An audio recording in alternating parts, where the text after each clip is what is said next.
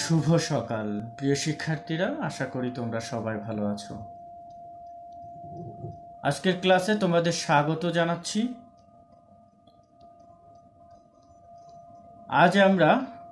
আজ আমি তোমাদের বাংলা দ্বিতীয় পত্রের ব্যাকরণ অংশের গুরুত্বপূর্ণ একটি বিষয় শুদ্ধিকরণ নিয়ে আলোচনা করব। তোমাদের ব্যাকরণ অংশের সবচেয়ে গুরুত্বপূর্ণ এবং সবচেয়ে কঠিনই মনে হয়, অনেকে এই বিষয়টি এড়িয়ে যায়, কিন্তু খুবই সহজ এই বিষয়টি। বাক্য ও শব্দ শুদ্ধিকরণ, এই অংশ থেকে পরীক্ষায় তোমাদের 8টি শব্দ বাক্য দেয়া থাকবে। সেই 8টি বাক্য থেকে 5টি বাক্যকে শুদ্ধ করে লিখতে হবে। ব্যাকরণের যতগুলো বিষয় রয়েছে সবগুলো বিষয়ই হচ্ছে এই শুদ্ধিকরণের অন্তর্ভুক্ত। অর্থাৎ এই শুদ্ধিকরণ জানতে হলে, বাক্য শুদ্ধ করতে হলে, শব্দ শুদ্ধ করতে হলে তোমাদেরকে বাংলা শব্দের শুদ্ধ উচ্চারণ, বাংলা বানানের শুদ্ধ নিয়ম, ব্যাকরণিক শব্দ শ্রেণী, শব্দ গঠন, উপসর্গ, সমাস, প্রকৃতি, প্রত্যয়, বাক্য, এই সব কিছুই জানতে হবে। তাহলে প্রিয় শিক্ষার্থীরা, চলো আজকের ক্লাসটি আমরা শুরু করি।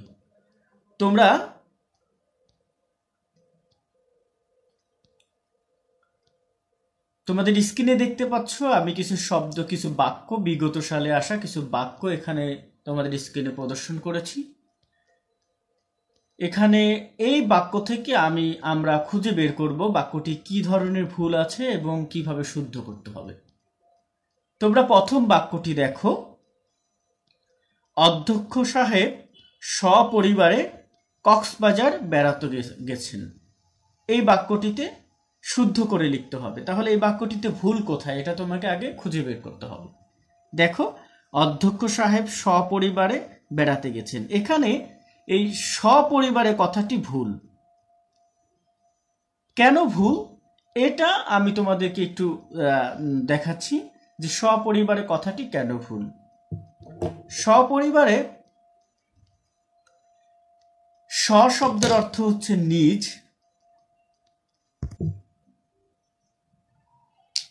তাহলে আমরা সপরিবারে কথাটি ভুল। দেখো, স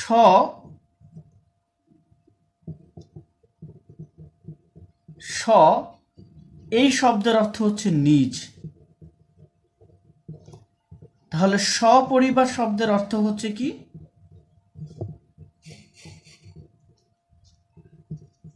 সপরিবার তো নিজ পরিবার। তাহলে দেখো কথাটা, অধ্যক্ষ সাহেব সপরিবারে কক্সবাজার বেড়াতে গিয়েছেন। এখানে সপরিবারে বলতে বোঝানো হচ্ছে পরিবার সহ, কিন্তু অর্থ হচ্ছে কি? সপরিবার অর্থ নিজ পরিবার। তাহলে অধ্যক্ষ সাহেব নিজ পরিবার কক্সবাজার বেড়াতে গেছেন, কথাটা মিলছে না কিন্তু। তাহলে হবে কি? অধ্যক্ষ সাহেব সপরিবারে, কথাটা হবে এরকম, স এই শুধু স, ব হবে না, সপরিবারে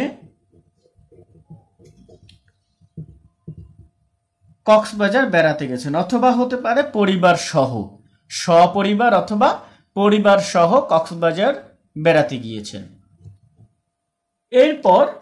এরপরের বাক্যটি দেখো, অশ্রুজলে তার বুক ভেসে গেল। এই বাক্যটিতে ভুল কোথায় আছে তোমরা একটু দেখো। অশ্রুজলে তার বুক ভেসে গেল, এখানে অশ্রুজল,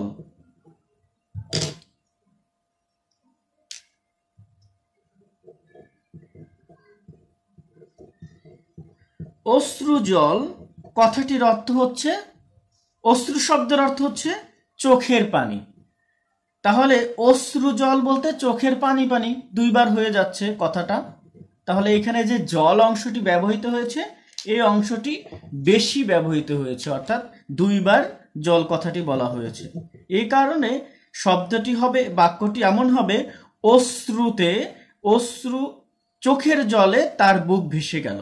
এখানে অশ্রু জল হবে না, শুধু অশ্রু হবে, অথবা চোখের জলে তার বুক ভেসে গেল। তাহলে কথাটা এখানে অশ্রু জল, এই অংশটা ভুল। এখানে সপরিবারে, এখানে হবে পরিবার সহ, আর এখানে অশ্রু জলে হবে না, হবে চোখের জলে, অথবা অশ্রুতে তার বুক ভেসে গেল, এটা হতে পারে। এরপরে দেখো, অপরাহ্ন লিখতে অনেকেই ভুল করে। এখানে অপরাহ্ন বানানটা ভুল, বানানটি তাহলে এখানে দেখো বানানটি কি বানানটি হবে এমন, এখানে এটা দন্তন্য দেওয়া হয়েছে, এটা হবে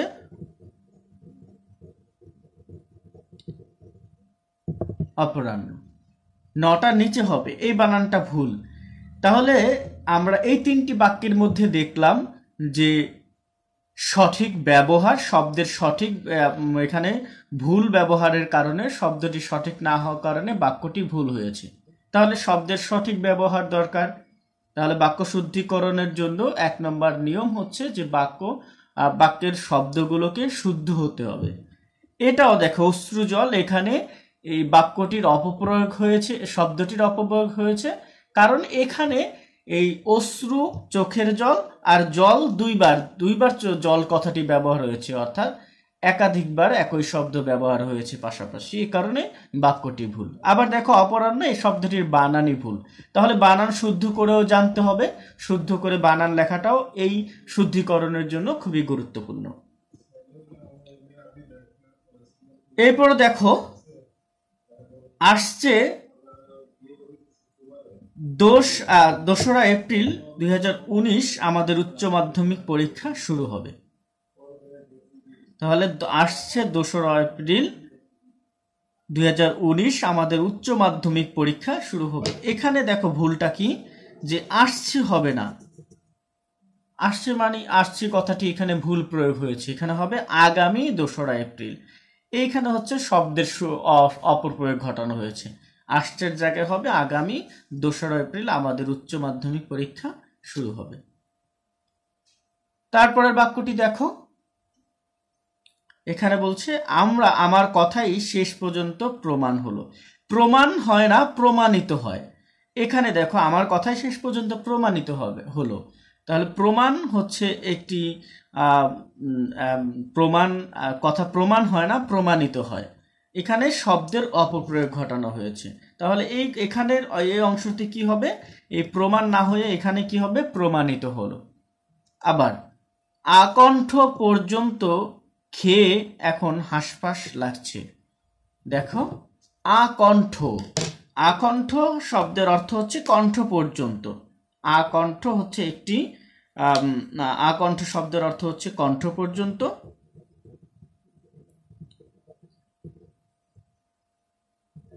আকণ্ঠ হচ্ছে কণ্ঠ পর্যন্ত। তাহলে এখানে পর্যন্ত, আকণ্ঠ, কণ্ঠ পর্যন্ত, পর্যন্ত খেয়ে, পর্যন্ত শব্দটি 2বার ব্যবহৃত হয়েছে। তাহলে একই শব্দের বহু প্রয়োগ হয়েছে এখানে হচ্ছে শব্দের বহু প্রয়োগজনিত ভুল হয়েছে এখানে। তাহলে আকণ্ঠ পর্যন্ত হবে না, হবে কণ্ঠ পর্যন্ত খেয়ে এখন হাঁসফাঁস লাগছে, অথবা হবে আকণ্ঠ খেয়ে এখন হাঁসফাঁস লাগছে। আশা করি তোমরা এই বাক্যগুলো বুঝতে পারছো যে কি ধরনের ভুল হচ্ছে এখানে। এখানে হচ্ছে আকণ্ঠ এবং পর্যন্ত, এখানে একই শব্দের বহু প্রয়োগ বা একাধিক প্রয়োগ করার কারণে এই বাক্যটি ভুল হয়েছে। তারপরে বাক্যটি দেখো, আজ আমার কনিষ্ঠ বোনের বাগদান অনুষ্ঠান। তাহলে কনিষ্ঠ হবে না, এখানে হচ্ছে কনিষ্ঠ হচ্ছে সাধু ভাষার শব্দ, এখানে সাধু চলিত মিশ্রণ হয়ে যাচ্ছে, এই কারণে এই কনিষ্ঠর জায়গায় হবে ছোট। তাহলে এখানে কথাটি হচ্ছে আজ আমার ছোট বোনের বাগদান অনুষ্ঠান। কনিষ্ঠ হচ্ছে সাধু ভাষার শব্দ, এখানে যেহেতু পুরো বাক্যটি হচ্ছে চলিত শব্দ, চলিত ভাষা, এই কারণে এই কনিষ্ঠ শব্দটি পরিবর্তন করে সাধু ভাষায়, চলিত ভাষায় দিতে হবে। কনিষ্ঠর চলিত রূপ হচ্ছে ছোট। তাহলে আজ আমার ছোট বোনের বাগদান অনুষ্ঠান। এরপর দেখো, এক পোষে শীত যায় না। তাহলে কথা এখানে হচ্ছে এই বাগধারা জনিত ভুল। এক পোষে শীত যায় না, এই ধরনের কোনো শব্দ নেই, সব বাক্য নেই বা বাগধারা নেই, হয় এক মাঘে শীত যায় না। তাহলে এখানে পোষ বলে এই পোষ শব্দটি ব্যবহার করে এই বাক্যের বাক্যে যে বাগধারা জনিত ভুল এই বাক্যের মধ্যে হয়েছে, এটাকে এই পোষ শব্দটি পরিবর্তন করে মাগ দিলে বাগধারা জনিত ভুলটি আর হচ্ছে না, তখন বাক্যটি শুদ্ধ হবে। এক মাঘে শীত যায় না, এটা হচ্ছে শুদ্ধ বাক্য। এখানে এক পোষে শীত যায় না, এটা ভুল বাক্য, কারণ এখানে পোষ মাঘের পরিবর্তে পোষ দেওয়া হয়েছে, বাগধারা জনিত ভুল। এরপর হচ্ছে একটা গোপনীয় কথা আছে। একটা গোপনীয় কোনো কথা নাই, গোপনীয় দেখো গোপনীয় কথা না, গোপন কথা। তোমার সাথে আমার একটি গোপন কথা আছে, গোপনীয় কথা হতে পারে না, অর্থাৎ গোপনের সাথে ইও প্রত্যয় যুক্ত করে এটাকে যে বিশেষ্য করে ফেলা হচ্ছে, এটা হবে না।